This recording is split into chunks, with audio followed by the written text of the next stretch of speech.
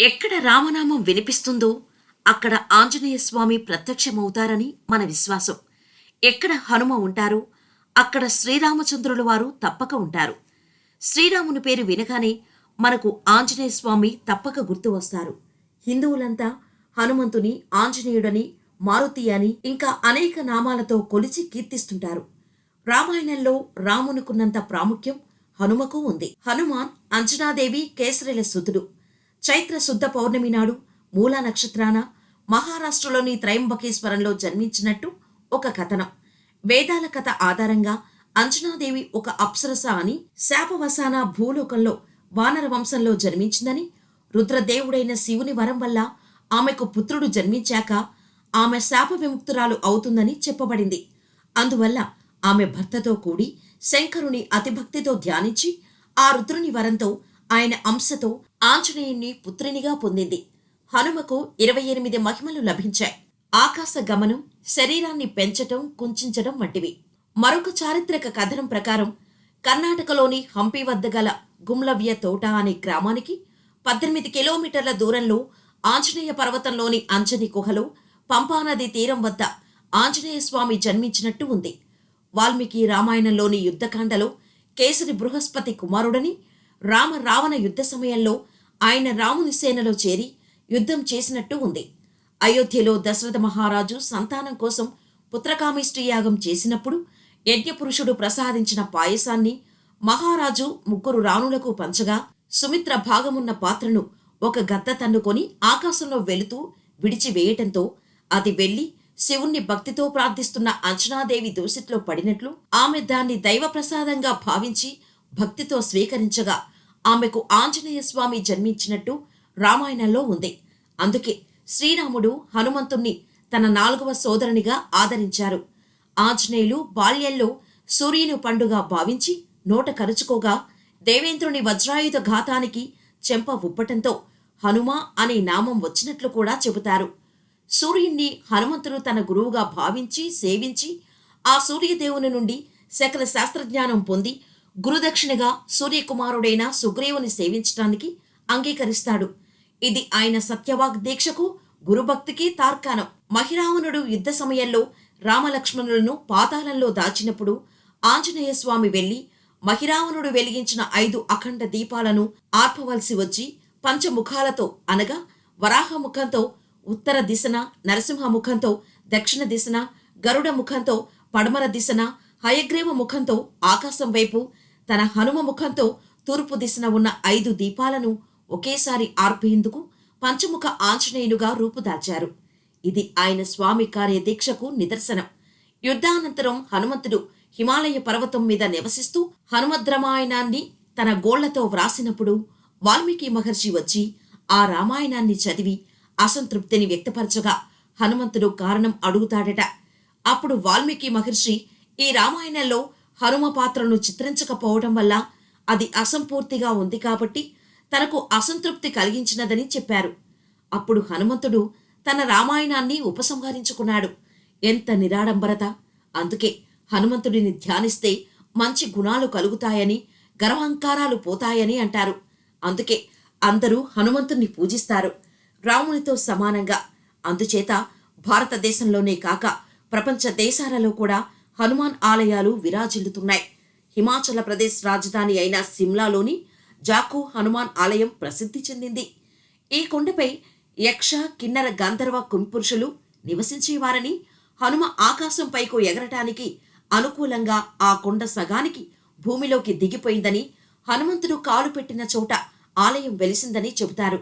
క్రీస్తు శక 883 నాడు ఖుజరహోలో ఆంజనేయ ఆలయం ఉన్నట్టు శిలాశాసనాల వలన తెలుస్తోంది. సంకటమోచన హనుమాన్ మందిరం పంజాబ్లోని ఫిల్లూరులో ఉంది. తమిళనాడులోని సమ్మక్కల్లో ఉన్న ఆంజనేయ విగ్రహం ఎత్తు 18 అడుగులు. తూర్పు ముఖంగా ఉన్న ఈ ఆంజనేయ విగ్రహం ఎదురుగా ఉన్న లక్ష్మీనారాయణ స్వామికి నమస్కరిస్తున్న భంగిమలో ఉంటుంది. ఈ విగ్రహం స్వయంభూ అయినందున పెరుగుతూనే ఉన్నారని, అందువల్ల పైన కప్పు వేయడానికి వీలు కాలేదని ఆలయ కథనం వలన తెలుస్తోంది. నెల్లూరు జిల్లాలోని అర్కోరానికి 30 కిలోమీటర్ల దూరంలో యోగ నరసింహ ఆలయానికి సమీపంలో యోగాంజనేయ ఆలయం చిన్న కొండ మీద ఉంది. ఆలయాన్ని చేరుకోవటానికి 480 మెట్లు ఎక్కవలసి ఉంటుంది. ఆంజనేయమూర్తి చతుర్భుజాలతో, 2 చేతులతో శంఖచక్రాలు, మరో 2 హస్తాలతో జపమాల ధరించి యోగ నరసింహస్వామిని వీక్షిస్తున్నట్లు ఉంటుంది. యోగ నరసింహస్వామి యోగామృతవల్లి ఉండే ఆలయంలోనికి పెరియవై కొండ మీదకు 1305 మెట్లు ఎక్కవలసి ఉంటుంది. భక్తులు ఎంత శ్రద్ధగా శ్రమపడి ప్రార్థిస్తారో దేవుని అనుగ్రహం అంత అధికంగా లభిస్తుందనేది భక్తుల నమ్మకం. కర్ణాటక రాష్ట్రం రాజధాని బెంగళూరులోని జేపీ నగర్లో వెలిసి ఉన్న ఆంజనేయ స్వామి విగ్రహం ఒక గుట్టపై ఉంది. దీనిని మహామహిమాన్వితమైన ఆలయంగా భక్తులు సేవిస్తారు. మహారాష్ట్ర రాజధాని ముంబైలోని ఎస్ఐఈఎస్ కాంప్లెక్స్లోని హనుమాన్ విగ్రహం ఎత్తు 33 అడుగులు, 12 అడుగుల ఎత్తైన ప్లాట్ఫామ్ మీద ప్రతిష్ఠించబడి ఉంది. మొత్తం విగ్రహం ఎత్తు భూమి నుండి 456 అడుగులు, అంటే 14 మీటర్లు. వెండి కవచంతో ఈ మారుతి విగ్రహం కప్పబడి ఉంది. 1989లో చెన్నైలోని నంగనల్లూరులో ఒకే రాతితో చెక్కబడిన 32 అడుగుల ఎత్తైన ఆంజనేయ స్వామి విగ్రహం చెప్పుకోదగినది. ఒరిస్సాలోని రూర్కెలాలో హనుమాన్ వాటిక ఆలయ కాంప్లెక్స్లో 72 అడుగుల హనుమాన్ విగ్రహం ఉంది. ఆంధ్రప్రదేశ్లోని గుంటూరు జిల్లా పొన్నూరులో 30 అడుగుల ఆంజనేయ స్వామి విగ్రహం భక్తులకు కొంగు బంగారంగా వెలసి ఉంది.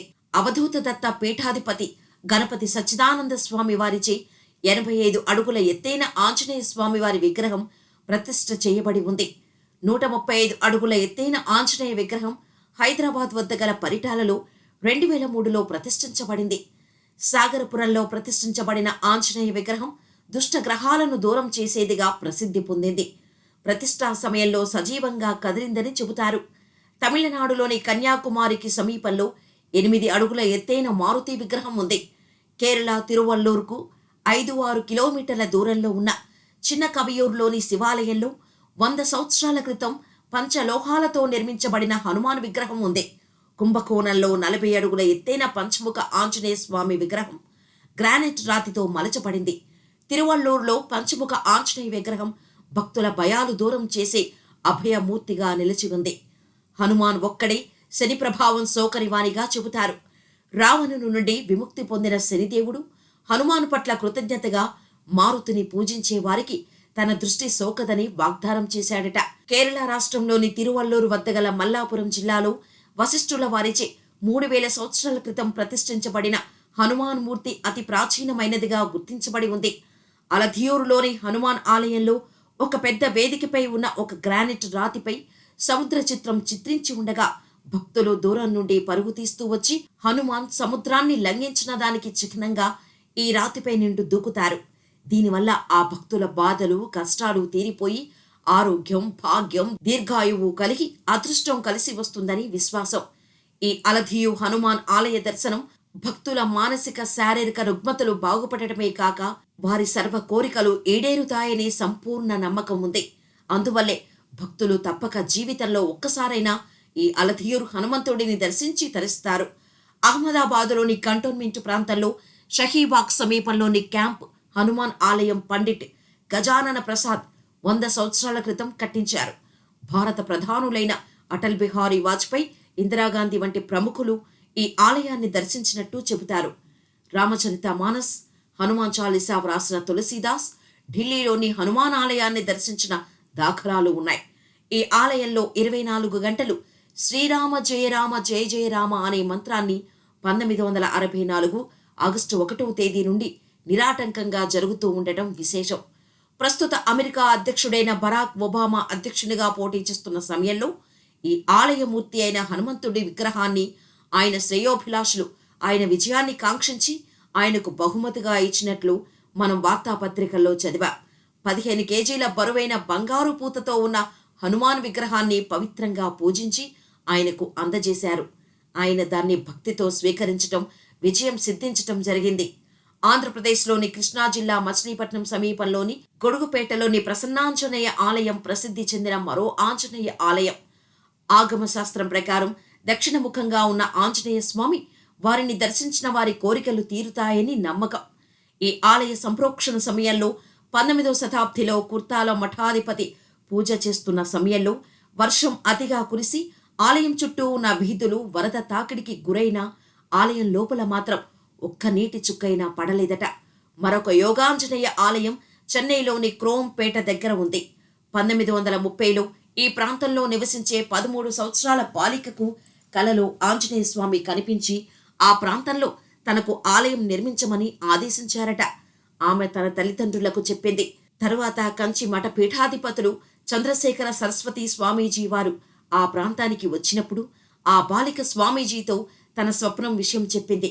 స్వామీజీ తన భక్తులతో ఆలయ ప్రాంతంలో వెతికించగా ప్రస్తుతం ఆలయం నిర్మించబడి ఉన్న ప్రాంతంలో ఆంజనేయ విగ్రహం లభించినట్లు, ఆ తర్వాత తిరుమల తిరుపతి దేవస్థానం వారు ఆలయాన్ని నిర్మించినట్టు ఆలయ చరిత్ర ఆధారంగా తెలుస్తోంది. భక్తులెవరైనా కష్టాలు, మానసిక రుగ్మతలు కలిగినా, పసిపిల్లలకు దడుపు, అనారోగ్యం వంటివి కలిగినా కార్యసిద్ధికి ముందుగా పూజించేది హనుమంతుడినే. హనుమాన్ చాలీసా పారాయణం, రామరక్షా కవచం, సుందరకాండ పారాయణం ఇవన్నీ హనుమద్ భక్తుల పాలిటి కల్పవృక్షమని, ఆయన కోరిన వెంటనే అండగా నిలిచే ఇలవేల్పు అని భావిస్తాం.